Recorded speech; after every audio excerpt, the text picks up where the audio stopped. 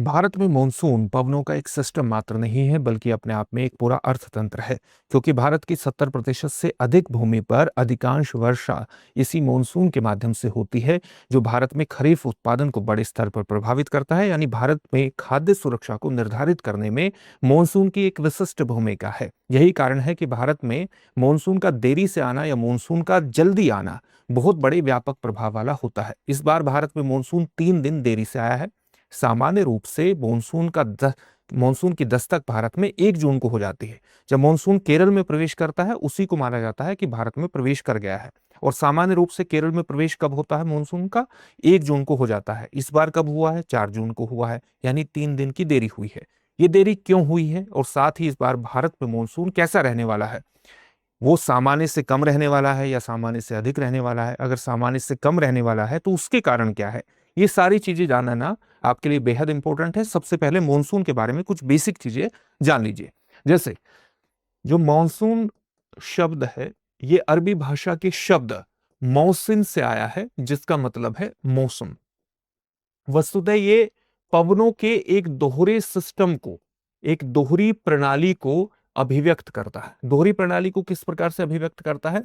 एक प्रणाली आपको ग्रीष्म काल में देखने को मिलेगी, समर काल में देखने को मिलेगी, जिसको हम दक्षिण पश्चिम मानसून के रूप में परिभाषित करते हैं, जिसमें हवाओं का आपको इस प्रकार का पैटर्न देखने को मिलेगा। साथ ही जो दूसरी प्रणाली है वो आपको सितंबर अक्टूबर में देखने को मिलेगी, जिसको हम विंटर मॉनसून भी कहते हैं, शीतकालीन मॉनसून के नाम से संबोधित करते हैं।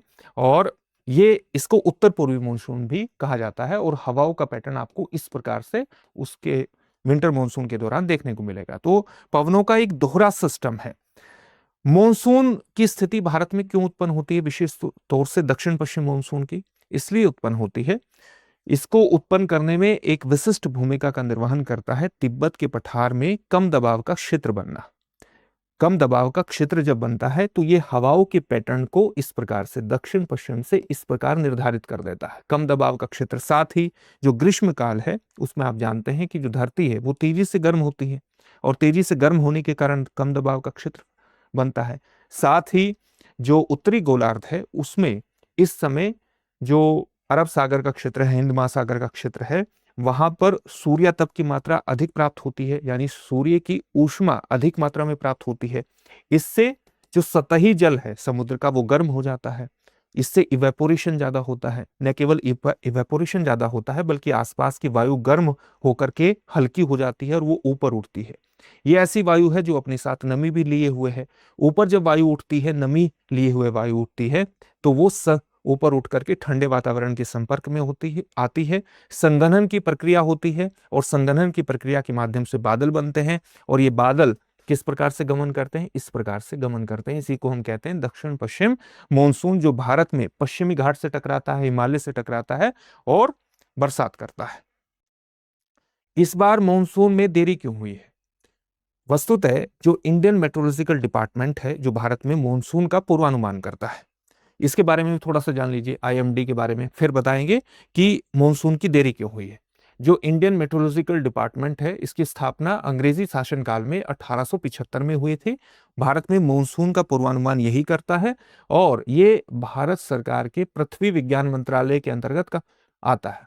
पृथ्वी विज्ञान मंत्रालय के अंतर्गत आईएमडी आता है। ये महत्वपूर्ण तथ्य है। इस बार मॉनसून में 3 दिन की देरी क्यों हुई है? इसका जो सबसे प्रमुख कारण है, उसमें आप मान सकते हैं कि आईएमडी ने 3 मानक निर्धारित किए हुए हैं कि वो भारत में तभी मॉनसून की घोषणा करेगा जब इन 3 मानकों की पूर्ति होती हो।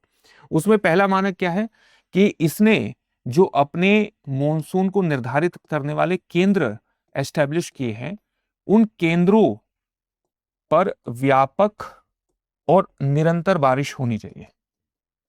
मान लिया इसने केरल में, कर्नाटका में या आपके लक्षद्वीप में कुछ केंद्र एस्टेब्लिश कर लिए, जिसके माध्यम से जहां पर ये वर्षा का मापन करता है और वहां पर ये देखता है कि क्या वर्षा लगातार हो रही है, व्यापक हो रही है, और उसी के आधार पर मॉनसून के आगमन की घोषणा करता है। ये केंद्र ज्यादातर केरला में स्थित है। इस बार जो वर्षा हुई है वो रुक रुक करके हुई है, न कि निरंतर हुई है। तो एक तो ये कारण विद्यमान रहा है कि मॉनसून की घोषणा नहीं की गई। बरसात तो हो रही थी लेकिन रुक रुक करके हो रही थी। दूसरा कारण या दूसरा मानक क्या है जो आईएमडी ने निर्धारित किया हुआ है? दूसरा मानक यह है कि अरब सागर के ऊपर जो हवाओं का पैटर्न है, वेस्टर्ली हवाओं का, जो पश्चिमी हवाओं का पैटर्न है, वो मजबूत होना चाहिए। लेकिन इस बार अरब सागर के ऊपर जो वेस्टर्ली हवाएं हैं, उनका जो पैटर्न है वो सामान्य से कमजोर देखने को मिला है, यानी संवहन की प्रक्रिया कमजोर रही है इस बार। इस बार संवहन की प्रक्रिया क्या रही है? सामान्य से कमजोर देखने को मिली है। और यही कारण है, सामान्य से कमजोर देखने को मिली है तो वो दूसरी शर्त भी कहीं ना कहीं पूरी नहीं हो रही है। तीसरी शर्त क्या है? तीसरी शर्त को आप कहेंगे long wave radiation, outgoing long wave radiation के नाम से जानते हैं। आउटगोइंग लॉन्ग वेव रेडिएशन क्या है? जैसे पृथ्वी सूर्य की ऊष्मा ग्रहण करती है, ऊर्जा को ग्रहण करती है और पूरी तप जाती है। इसके बाद इस ऊर्जा को ये वापस छोड़ती है, और जब इस ऊर्जा को वापस छोड़ती है तो उसको अवरक्त रेडिएशन के नाम से, इंफ्रारेड रेडिएशन के नाम से जानते हैं। ये अवरक्त रेडिएशन ही वस्तुतः outgoing long radiation, long wave radiation है। अगर ये बहुत ज्यादा ऊर्जा पृथ्वी छोड़ रही है इंफ्रारेड रेडिएशन के माध्यम से, बहुत ज्यादा ऊर्जा अंतरिक्ष में कब भेजेगी? जब किसी प्रकार का अवरोधक नहीं होगा। और अगर अवरोधक नहीं है तो इंफ्रारेड रेडिएशन के माध्यम से अधिक ऊर्जा छोड़ देगी पृथ्वी। इसका मतलब क्या है? इसका मतलब है कि OLR अधिक होगा अगर किसी प्रकार का अवरोधक नहीं है। अंतरिक्ष में जितनी ज्यादा ऊर्जा छोड़ेगी उतना ही OLR यानी आउटगोइंग लॉन्ग वेव रेडिएशन का मान अधिक होगा। लेकिन अगर बादल जैसे अवरोधक यहां पर विद्यमान हो जाएं तो इस रेडिएशन को ये एब्जॉर्ब कर लेंगे, अवशोषित कर लेंगे, और अंतरिक्ष में ये नहीं पहुंच पाएगी ऊर्जा। यानी OLR का मान क्या होगा? OLR का मान कम हो जाएगा। तो जितना कम OLR का मान होगा उतना ही संभावना रहेगी घने बादलों की। तो इस बार जो घने बादलों की स्थिति है वो भी सामान्य से कम देखने को मिली है। यानी OLR का मान क्या रहा है? OLR का मान कम रहा है। तो ये तीसरा कारण था कि भारत में मानसून की घोषणा नहीं की गई, या अब की गई है जब ये शर्तें पूरी हो गई है। इस बार मानसून की स्थिति भारत में क्या रहने वाली है? इस बार जो मानसून है भारत में वो लॉन्ग पीरियड एवरेज का 90% रहने वाला है। अब ये लॉन्ग पीरियड एवरेज का 90% का मतलब क्या है? तो हम क्या करते हैं कि 50 सालों का एक एवरेज निकालते हैं कि इतनी बरसात हुई है मानसून के दौरान। और ये 50 साल का एवरेज हमने निकाला है 1971 से 2020 तक। और इस दौरान ये एवरेज कितना है? लॉन्ग पीरियड एवरेज कितना है बरसात का? ये है 87 मीटर के आसपास। अब अगर 87 मीटर के 96% से लेकर के 104% के बीच बरसात होती है, 87 सेंटीमीटर के 96% से लेकर के 104% के बीच बारिश होती है, तो उसे हम सामान्य मानसून के रूप में परिभाषित करते हैं। अगर बरसात 96% से कम हो तो इसे सामान्य से कम कहा जाता है, और इस अगर 104% से अधिक हो तो इसे सामान्य से अधिक कहा जाता है। इस बार बरसात लॉन्ग पीरियड एवरेज के 90% के बराबर है लगभग। तो इसका मतलब है कि भारत में सामान्य से कम बरसात होने वाली है। और इसके सबसे ज्यादा बड़े कारणों में क्या माना गया है? अल नीनो की स्थिति। ये एल नीनो क्या है ये भी जानना आपके लिए इंपॉर्टेंट है। एल नीनो वस्तुतः पूर्वी प्रशांत विश्वतीय, विश्वतीय मतलब जो विश्वत रेखा के आसपास है, और पूर्वी मतलब पूर्वी प्रशांत महासागर। तो पूर्वी विश्वतीय प्रशांत महासागर के सतही जल का तापमान सामान्य से अधिक होने की स्थिति एल नीनो है।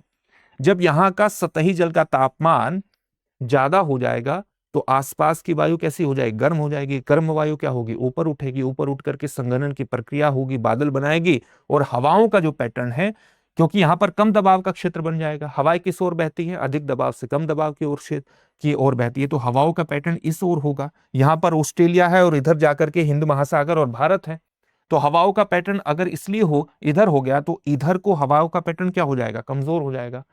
साथ ही ये यहां पर बादल बन रहे हैं, तो ये जो पूरा दक्षिण अमेरिका का इधर का क्षेत्र है, यहां पर बरसात ज्यादा होगी और हवाओं का पैटर्न इधर नकारात्मक रूप से प्रभावित होगा। तो ये उत्तर पूर्वी ऑस्ट्रेलिया और ये इधर भारत में मॉनसून ये नकारात्मक रूप से प्रभावित हो जाएंगे। इस बार जो इंटरनेशनल मेट्रोलॉजिकल ऑर्गेनाइजेशन IMO का अनुमान है, वो ये कह रहा है कि जून से लेकर के अगस्त तक संभावना है कि 80% मध्यम से लेकर के मजबूत प्रकार का एल नीनो की स्थिति उत्पन्न होगी और नवंबर तक ये एल नीनो की स्थिति रह सकती है, इस बात की संभावना 90% है। और यही कारण है कि जो मॉनसून का अनुमान लगाया गया है वो लॉन्ग पीरियड एवरेज के 90% के आसपास लगाया गया है। इसका कारण ये है। अब इससे जुड़े हुए एक प्रश्न को देख लेते हैं। प्रश्न क्या है? सामान्यतः दक्षिण पश्चिम मॉनसून केरल में कब पहुंचता है? आपके सामने ऑप्शंस क्या है? 15 मई, 26 मई, 1 जून, 10 जून या अनुत्तरित प्रश्न। इस प्रश्न का उत्तर कमेंट बॉक्स में कमेंट करके जरूर दीजिए। फिर से एक नई सेशन में आपसे मुलाकात होगी। धन्यवाद। अब एग्जाम की तैयारी को और बेहतर करने के लिए हमारे चैनल को लाइक, शेयर और सब्सक्राइब करना ना भूलें।